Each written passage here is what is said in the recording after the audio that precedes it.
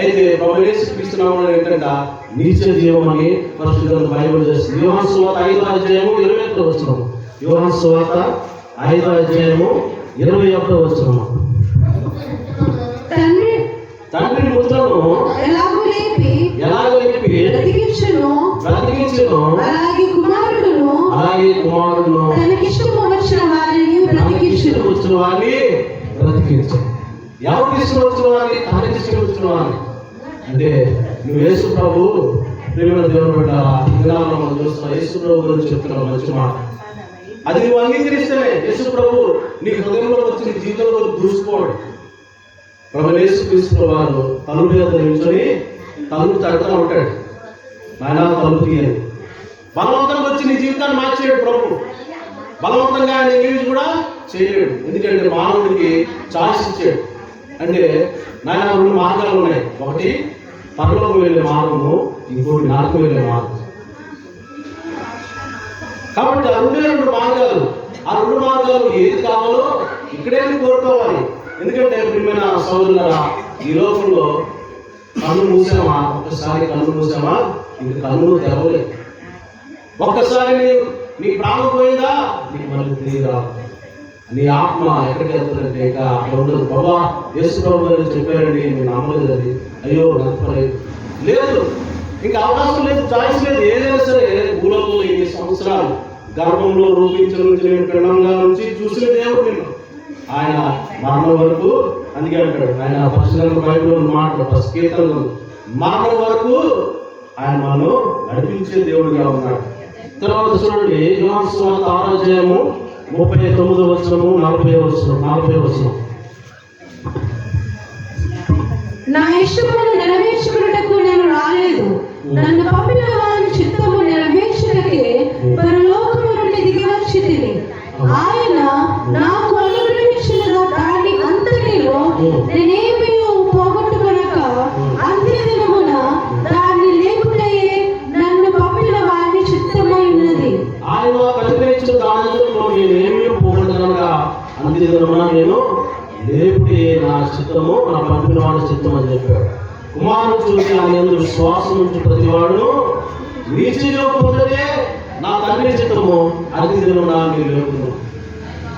కాబట్టి ప్రియమైన దేవుడు బిడ్డలారా, దేవుడు మానవుల గొప్ప ఉద్దేశం కలిగి ఉన్నాడు, గొప్ప ప్రణాళిక కలిగి ఉన్నాడు. మీరు ఎల్లప్పుడూ కూడా సంతోషంగా ఉండాలని, మరి శాంతి సమాధానం మీ జీవితంలో కలిగి ఉండాలని, ఆత్మలో కలిగి ఉండాలని ప్రభు కోరుకున్నాడు. అందుకే వచ్చాడు ప్రభు.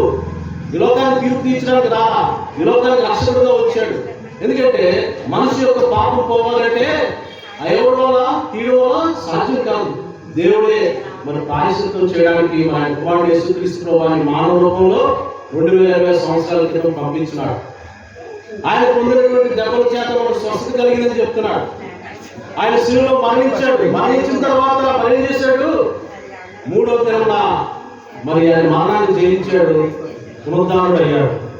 మరణ పూలు విడిచివేశాడు. మరణం ఇంకా ఉండదని చెప్పాడు. ఎందుకంటే ఆయన యందు విశ్వాసం ఉంచిన వాడికి మన ఇక్కడ చదివిన వాక్య భాగం అంతా కూడా నిత్య జీవం అని అనుగ్రహించేవాడని ప్రభు యేసుక్రీస్తు వారు స్పష్టంగా తెలియజేస్తున్నారు. 2 మాటలు చూసుకొని నేను ముగిస్తాను. మరి దశమణిగా పత్రిక ప్రకటన గ్రంథం 1వ అధ్యాయము, ప్రకటన గ్రంథము 1వ అధ్యాయం చూద్దాం.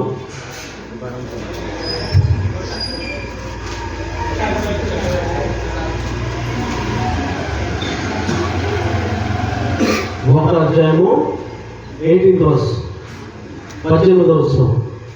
నేను మొదటి వాడును, కడపటి వాడును, జీవించువాడును, మృతుడనైతిని గాని ఇదిగో యుగ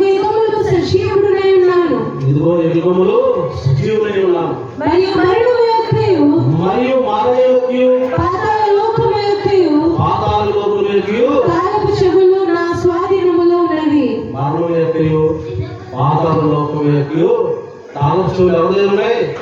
దేవుని దగ్గర ఉన్నాయి. యేసు ప్రభు దగ్గర ఉన్నది.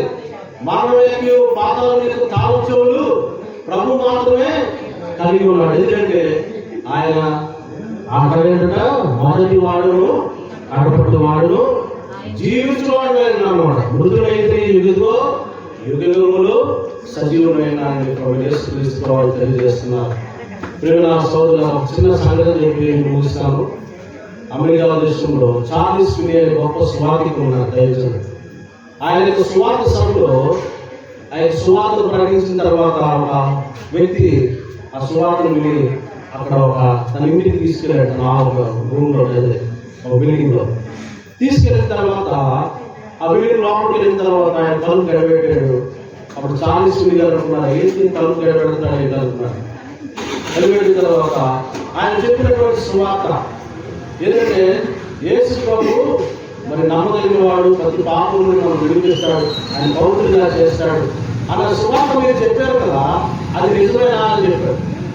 నిజమైన పాపం నా జీవితాన్ని కూడా నేను కూడా పాపని భయంకరమైనటువంటి పాపలు జీవిస్తున్న నా జీవితాన్ని ప్రభు యేసుక్రీస్తు వారు మార్చారు కాబట్టి ముందు నిలబడి నేను చెప్పగలుగుతున్నాను అన్నాడు. అయితే నేను భయంకరమైన ఘోరమైన పాపలండి. నేను ఇక్కడ క్యాషియో వ్యాపారం చేస్తూ ఉంటాను, జోరు మాటలే వ్యాపారం చేస్తూ ఉంటాము, నాకు చాలా డబ్బులు వస్తుంది. అవన్నీ కాబట్టి వ్యాపారం చేసి చాలా మంది జీవితాలను నాశనం చేసి డబ్బు సంపాదించుకున్నాను, దేవుడు నన్ను క్షమిస్తాడా అని అడిగాడు. అప్పుడు నన్ను చార్లెస్ ఫినీ గారు తప్పకుండా క్షమిస్తాడు. అందుకే నీలాంటి వాడు కూడా ప్రభు యేసుక్రీస్తు వారి లోకానికి వచ్చారయ్యా. ఆయన ఏ భేదం లేదు, అందరూ పాపం చేసి దేవుడిని గురించి మహిమ పొందలేకపోతున్నారు. నీతిమంతుడు ఒకడు లేడు, ఒకడే నీకు దేవుడు ఎదుగుతాడు కలరేమని ఎదుగుతున్నాడు. అందరూ త్రోవ తప్పి పనికి మానవారు ఎత్తారని చెప్పి వాక్యం సెలవుస్తున్నప్పుడు అయ్యో మాస్టర్ గారు చార్లెస్ గారు ఇంకో మాట అడుగుతున్నాడు. నేను రోజు మా ఇంటికి వెళ్ళి మా భార్య నాకు భార్య కూతురండి, వాళ్ళిద్దరిని రోజు కొట్టని రోజు అంటూ లేదండి. నేను ఇంటికి వెళ్ళిన తర్వాత ఎందుకు కొడతానండి, బాగా తాగి వెళ్తాను, నాకు కూడా బాగుందండి, బాగా తనని కూడా ఉన్నాయి. నేను తాగి ఇంటికి వెళ్ళి నాకు భార్య నా కుమార్తెను కొడుతున్నాను, ఇష్టం వచ్చిన వాళ్ళు ఎప్పుడో అలాంటి భయంకరమైన పాపం మీద భయంకరమైన దుష్టులను దుర్మార్గుడు అంటే అప్పుడు మొదటి యోహాను 1 జాన్ 1 చెప్పాడు, ప్రతి దుష్టత్వం నుండి విడిపించి నేను పవిత్రంగా చేస్తాడు యేసు ప్రభువు చార్లెస్ ఫినీ గారు చెప్పాడు. ప్రియమైన సోదరుల అతను ఆ వ్యక్తి ఇంటికి వెళ్ళిన తర్వాత వాళ్ళ భార్య కుమార్తెలు ఉన్నంట, ఈ రోజు మన జీవితం అయిపోయింది, ఈ రోజు మళ్ళీ మనం మొదలెడతాం, ఇది చచ్చిపోతాం బాగుంది ప్రతి జీవితము అని ప్రార్థన చేస్తారు. ప్రభా ఆ వ్యక్తి జీవితాన్ని మార్చమని రోజు భార్య ప్రార్థన చేస్తారు. ఆయన లోపలికి వచ్చి తీయగానే వాళ్ళందరూ హాల్లో ఉంచున్నారు. ఇద్దరు తల్లి కూతురు నిల్చోగానే ఆ వ్యక్తి వచ్చి సాష్టాంగపడి నమస్కారం చేశారు. భార్య కాళ్ళు కూతురు కాళ్ళు పట్టుకుని, యేసు ప్రభు నా పాపాలను క్షమించాడు, యేసు ప్రభుని నా సొంత రక్షణగా అంగీకరించాడు, నాకు గొప్ప శాంతి సమాధానం వచ్చింది, యేసు ప్రభు నా పాపాలను క్షమించాలని వాక్యం సెలవిచ్చింది, నేను నమ్మినాను, నా పాపాలు ఒప్పుకున్నాను, మీరు నన్ను క్షమిస్తారా అని చెప్పి తన భార్య కూతురు అడిగితే వాళ్ళు ఆనంద బాష్పాలతో లేచి మేము క్షమిస్తున్నాము, దేవుడిని దీవిస్తున్నారని చెప్పిన వాళ్ళందరూ